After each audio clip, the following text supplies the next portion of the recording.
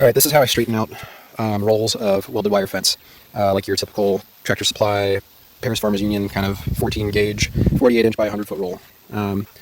So what I've done here is I've got a system basically where I have both the roll of fencing suspended in the air and also a like cam roller thing suspended in the air. And this allows me to pull the sheet of fencing into long, straight, perfectly straight lengths of whatever length I want to measure, and then come up and go and cut along the length of the cam roller.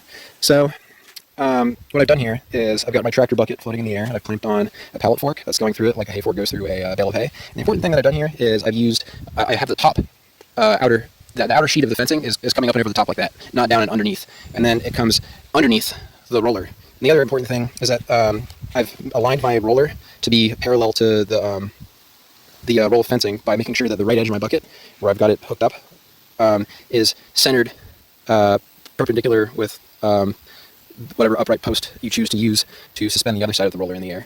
So all this roller is you got to make sure you use something heavy because it has to put pressure down on this fencing when you're pulling it.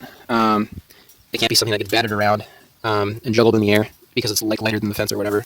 Or not, I shouldn't say lighter than the fence, but you know what I mean, just not heavy. And the way that this works is this outer pipe, which is just pipe I found in my barn. It's like really heavy, like 1920s, like 2-inch galvanized steel pipe. I mean, you want to use something sturdy. Like if this thing fell off of my roof and hit me in the head, it would fucking kill me. And that's what you want. And then what I have is I have an inner shaft that this pipe spins around, and all that is a longer length of pipe.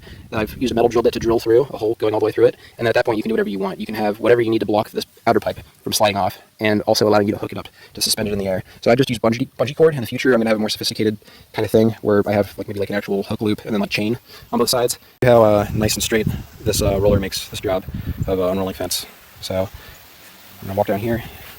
And what's cool about this design with the floating roller is that it seems to eliminate the need to clamp down on the end that you're pulling on with come-alongs or like rebar, like wooden boards, like I've seen people on YouTube do. You can just grab it with your hands, preferably both hands, but I'm just gonna use one because I'm holding the fucking camera here.